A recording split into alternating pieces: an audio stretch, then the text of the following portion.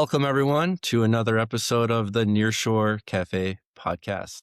I'm your host, Brian Samson. And if you are interested in the broader M&A landscape in Latin America, this is going to be a great episode for you. We've got some real superstars here from KPMG. I'll introduce them in a second. First, let me thank our sponsor, Plug Technologies, PLUGG, a great way to connect talent from all over Latin America with growing U.S. businesses. Let me introduce our guest here. We've got JP Trouillot, who's the deal advisory partner for KPMG and the regional advisory leader for KPMG Americas. And we have Alan Riddell, head of deal advisory for Brazil and South America at KPMG Brazil. Welcome, guys. Thanks so much for joining us. Thank you for having us. So I wanted to really get into the broader landscape, like what's going on. I think you guys have done a lot of reporting on this subject. So maybe we can start with JP giving us the broader, 30,000 foot view, and also answer this question. Are you more optimistic in January 2026 than January 2025? Great question. I would say that generally speaking, the answer to that question is yes. We conducted a survey recently of 400 executives around the globe who have experience investing in Latin America. And there was a significant increase in confidence level and optimism about M&A in Latin America. Part of the reason that exists, that sense of optimism is there now, is because after many years of investing in the region, investors have become more sophisticated, understand the inherent risk of investing in the region, and have learned from those experiences. So they have a view of a much more confidence going into the region. Latin America historically has been, let's call it volatile, but that experience really lends itself to having a more sophisticated global M&A strategy and approach. And so we're seeing that optimism from our research. The other thing that I think lends itself to positive feelings towards investing in the region is that there are some very attractive investment opportunities in the region. And I'm sure we'll get into it as part of this discussion, but in sectors such as infrastructure, technology, energy, financial services, these are sectors that are expected to grow and where there are a number of opportunities in the region for foreign investors. Yeah. And what do you think, Alan? Yeah. I mean, if we look at the, to look at the trend, what we're seeing is there's a slight uptick of the volume of deals in the region. When I was just discussing earlier today the numbers that we compiled here for December closing the year, where the rhythm of deals, we're on a run rate specifically for Brazil here, which is about 70% of the total volume here of deals happening in, at least in the South America region. We're running at about just over 300 deals per quarter. So that's, just over 300. So it went down actually to around, 230, 250, the lower 200s per quarter. Now it's ticking up to the 300. It's still well below the record levels we had in 21 and 22 post COVID, but it is improving. And I'd like to just touch on the point that JP mentioned. There's some very interesting deals, very attractive deals that are being done and are available to be developed here as a result of, several years of now high interest rates. If you look at Brazil specifically, 15% is the local base rate.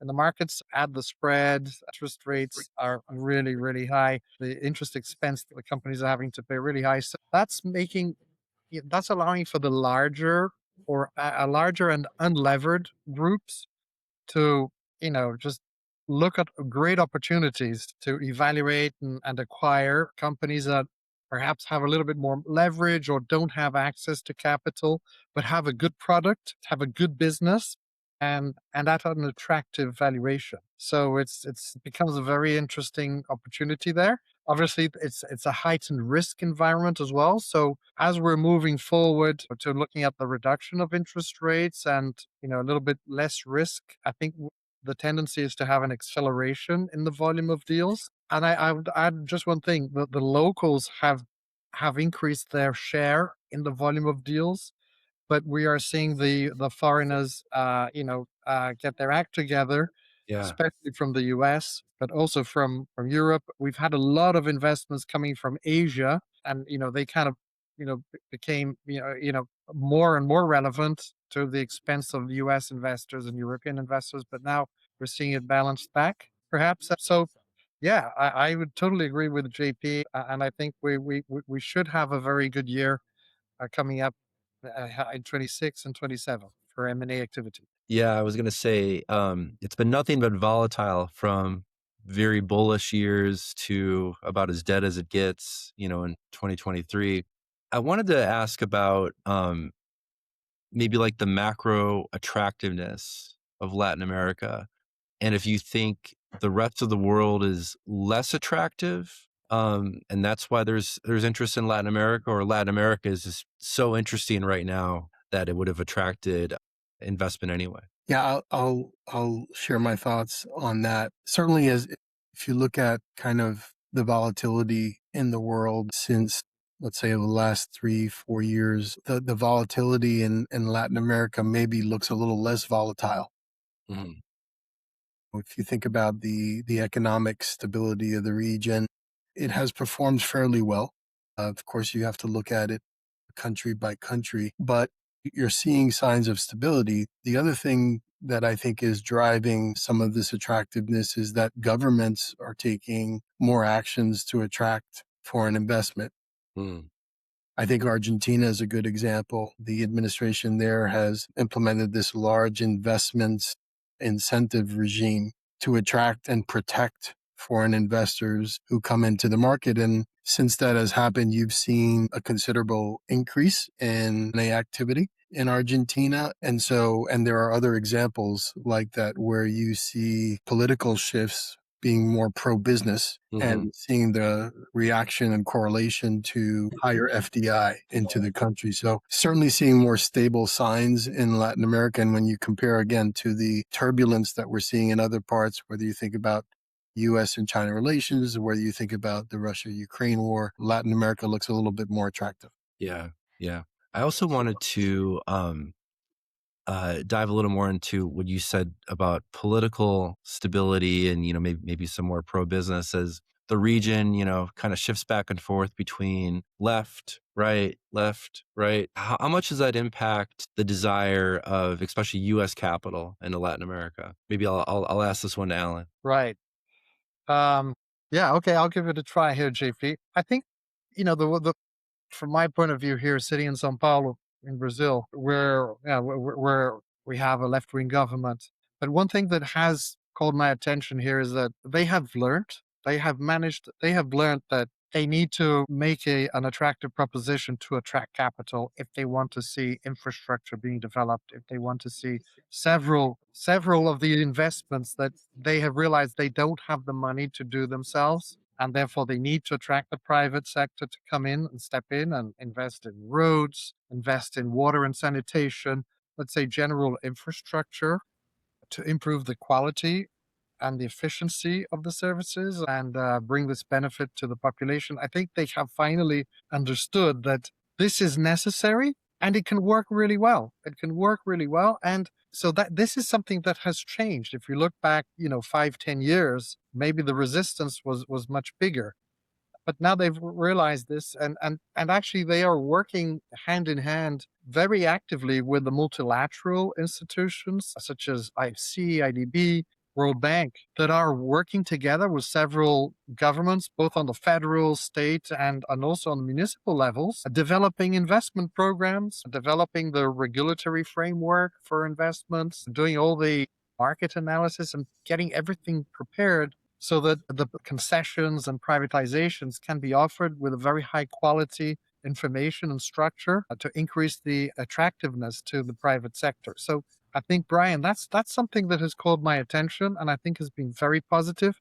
So even though we have had a lot of, an increase in left-wing governments, they have actually understood the importance of working with private capital. So, you know, maybe that has been very positive, perhaps for the infrastructure sectors and some specific sectors, to the detriment of others, like consumer products maybe are not so subject to government programs. But I think that this has been a huge improvement. The local big players have taken advantage of that, have moved in, but it is interesting to see that several sovereign wealth funds, global infrastructure funds, and global pension funds are actually very active in the region, not only Brazil, in the Andean region. And we're seeing now, JP mentioned Argentina, we're seeing, a lot of big players getting ready to do very big investments in the ENR, energy and natural resource sector. So anyway, but I think it's fair. And indeed, we are seeing more right-wing governments in the new elections that are being held in several of the countries. So it is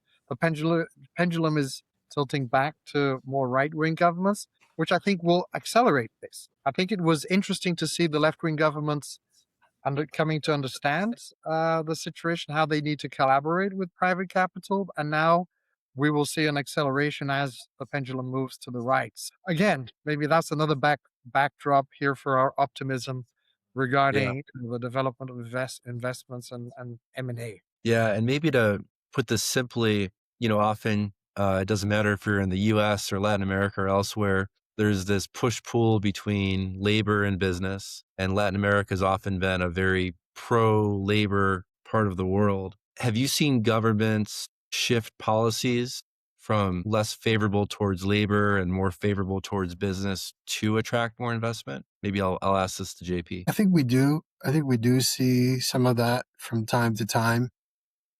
I think one of the things that came out of our survey, we were interviewing and surveying very experienced investors. So these are companies and private equity investors that have kind of seen the cycles in Latin America and have kind of built a resilient strategy towards how to protect themselves towards these types of shifts. Alan mentioned about what sectors are at greater risk than others. The other area that investors are now kind of more experienced at is how to structure the deals to minimize that risk as well. For example, having very strong local partners in order to kind of help minimize that risk, who are well connected in the business community. So I think while we see different shifts along the government, investors are also kind of anticipating that and have that experience to deal with that. Yeah, I think there's a concept shift from risk avoidance to risk architecture.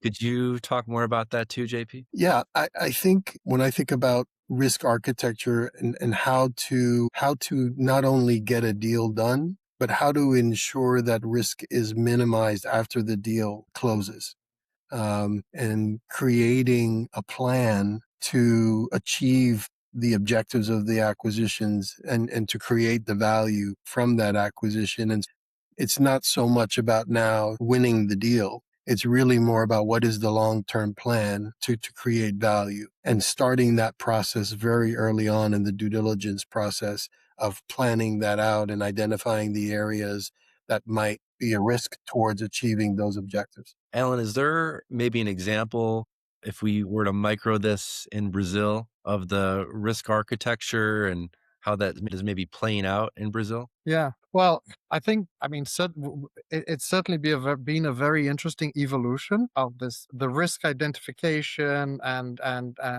de-risking the deals and plugging in the value creation, right? So the due diligence process has become much more sophisticated compared to let's say again 5 years ago, 10 years ago. It has become much more sophisticated. The teams do bring in addition to the finance and tax regular analysis to identify the contingencies and the regular risk is to understanding the strategy right at the beginning, looking at the integration, what the integration will look like, what are the risks of integrating the company, and also bringing in all the value creation opportunities and synergy evaluations and the creation of more value once the assets are integrated, and how you're going to do all this value creation, then planning all the implementation afterwards, because that's where the value is really going to be created, right? Not in the not necessarily in the beginning of the PowerPoint planning, but the integration is really key. So we've got really we have developed actually, the market has developed very big integration capabilities to exactly help execute and deliver both the de-risking and the value creation for the deals. So I think when we look at the bigger groups where the complexity is bigger, I can't give you specific names, Brian. I'm I'm not allowed to give for specific names, but we are constantly working here, and there's a very big deal that's going on right now that has several carve outs. I'll put it this way, right? So big conglomerate, several different businesses. The plan is, and it starts with, on the sell side, it starts with reviewing the portfolio of businesses. What makes most sense? What makes less sense? Okay, let's look at how to carve out what we plan to sell and get that ready, and do some kind of planning, and look at all the potential this business can be generated under another strategy, another model, and get that ready for the buy side. And then the buy side will have to do some kind of similar planning and review of looking at the carve out, how it was done, seeing how that fits into his model and how he's going to scale that up, and what are the synergies of bringing that business together. So it has become more interesting, where what JP mentioned, getting it, the due diligence has expanded to get in much earlier, looking at the risks and opportunities and value creation, executing the deal, and then doing the integration and value creation afterwards. So that is something that makes all this business even more exciting for us practitioners that are here today, and seeing that roll out, and especially in the cross-border deals where we have the more sophisticated investors that have this view. That has been increasing. We do expect it to increase quite a lot. And Alan, if you could also just talk more specifically about deal structures in places like Brazil and other adjacent countries, and maybe how complicated they get compared to the US structures with earnouts, seller financing, other components. Yeah. Yeah, I think one of the things that we have seen here in Brazil, two things have happened, and I think one big driver here that is pushing for these changes is not only the risk but the high interest rates, for example. So we have seen, it's the difference in valuation has increased. The sell side wants to sell at a higher valuation. Perhaps the valuation he had before interest rates went up. The buyer is looking at, there are not so many buyers. And, if I'm discounting at a higher rate, the valuation is lower. How are we going to close this gap and create a deal zone? And the solution is exactly in being more creative in structuring the deal, how the payout is going to work, not necessarily having, the full payment at the beginning, and structuring a payout that could even be higher, but contingent to performance. So we have seen this move as a necessity to help close the gap and have the deals closing. Yeah. But that also means that the sellers also are being dragged, perhaps stay a little bit longer and help in the transition and the integration and the development of the asset after the deal. But I think that's how it has been evolving. But again, I think as we move forward, looking into the future, Brian, as we have more investors coming in, which is the trend that we're seeing the lower cost of capital, not only locally, but the lower cost of capital in US dollars. Maybe I think I do expect people to be more aggressive, and perhaps with a broader portfolio of options to be working on. So it's going to be interesting to see that play out. Yeah, that makes sense. JP, we're in Trump term number 2. And if we've seen anything, there's winners and losers, in all these different administrations. We've seen a bigger push towards Latin America, as maybe China and India have been hurt. Can you talk about what that means for supply chain, manufacturing? Are companies looking to acquire closer to home? What's going on there? Certainly the volatility that we've seen in trade relations and tariff policy, I think net have had a positive effect on Latin America for a few reasons. One is because it's closer to the U.S. It is seen as,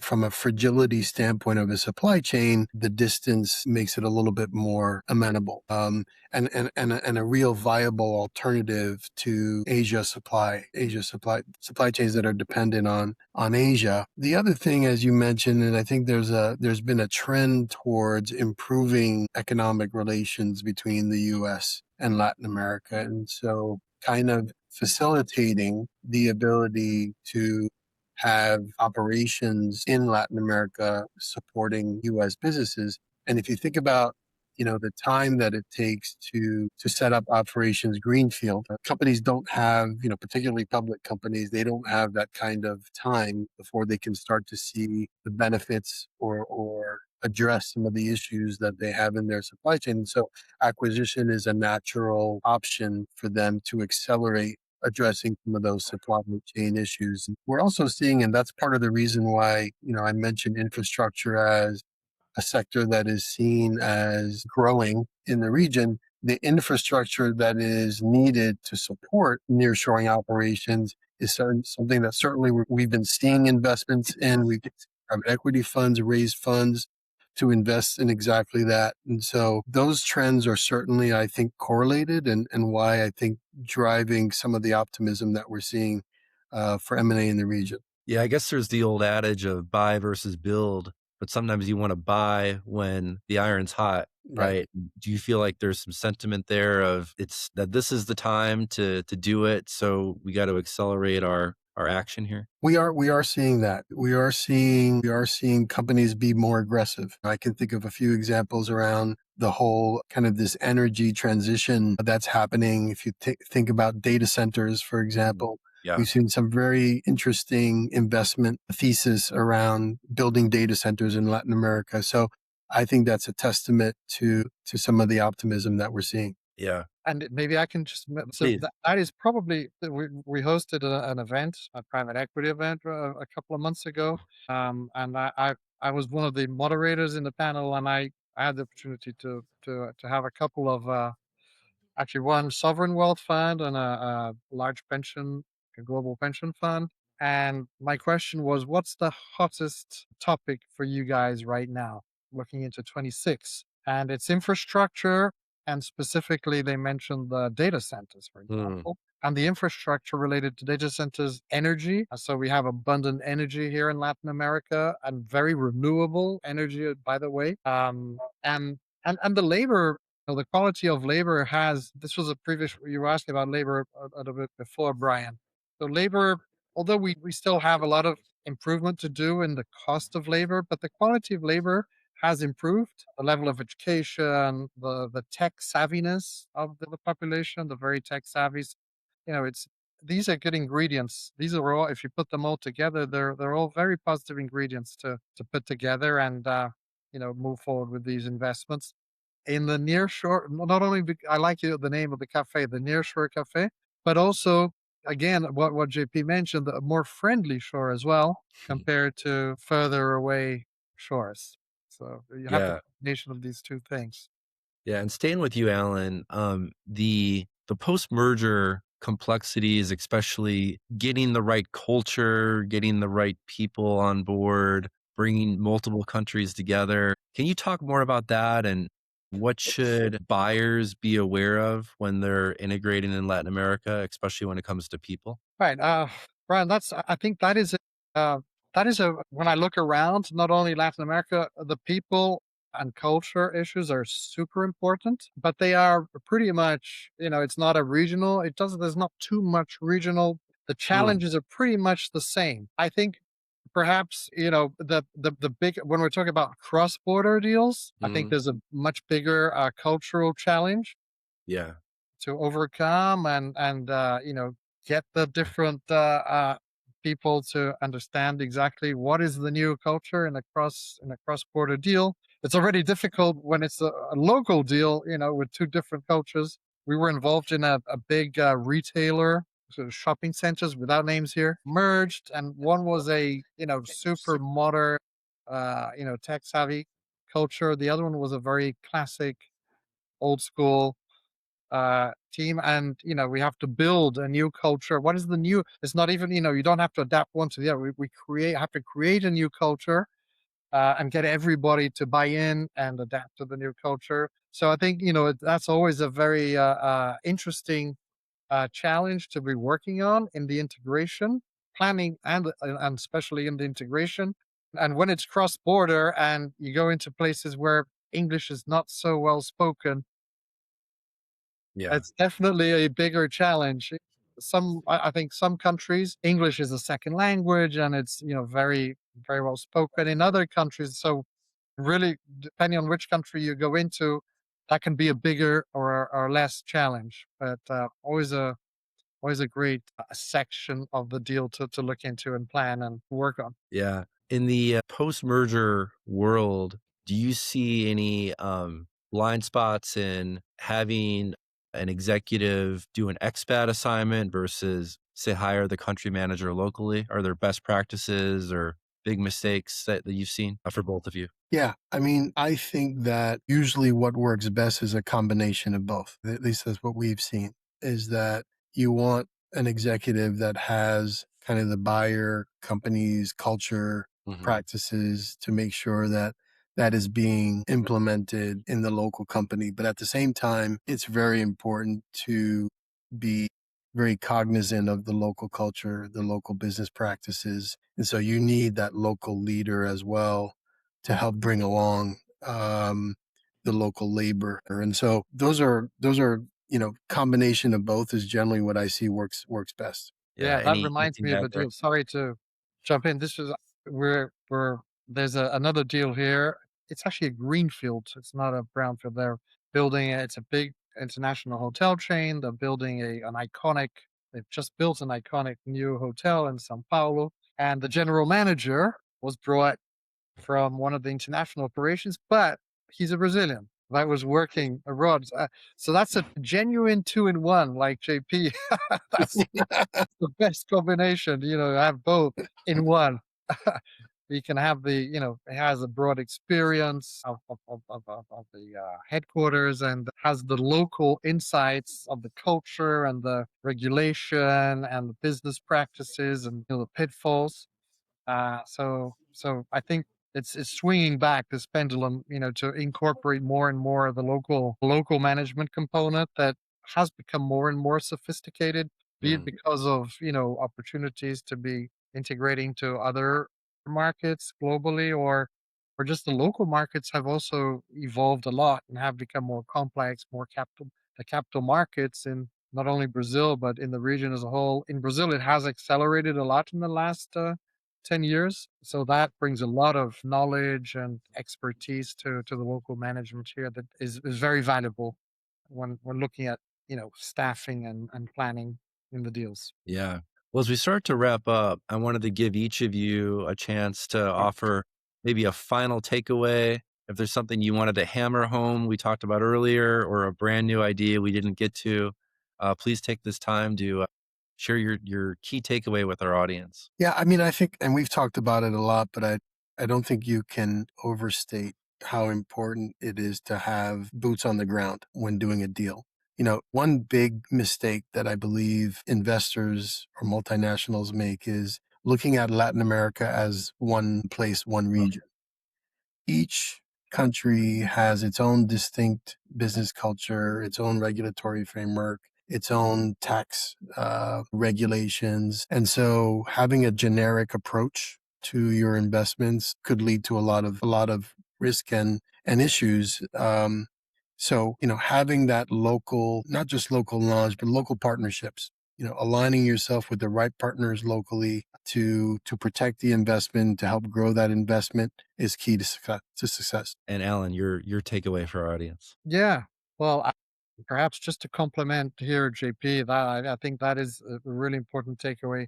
And I would add that, bring in addition to working, with the deep local intelligence and teams, bring in the exercise all the expertise of, do all your homework, do all the analysis, don't just focus on the basic due diligence, do the extra miles both before the deal and after the deal to make sure that you get the right planning. using all this local expertise, but bringing this international mindset of, de-risking and value creation. You get, this is the formula for success, I think, in today's opportunities, in today's markets, that if you do that well, the chances are much higher of success and creating value. Couldn't have said it better. Alan, JP, it's been a real honor having you on the Nearshore Cafe podcast to talk about Latin America M&A landscape. This podcast is sponsored by Plug Technologies, LUGG.tech. And Alan and JP, if our audience wants to get a copy of the report or reach out to you directly, is there a best way to do that? Yeah, you can find it on the KPMG website. That's the easiest way to do it. Perfect. Well, thank you guys again. And to our audience, we will see you next time. Take care. Thanks, Thanks, Brian. Brian. Take care. Bye.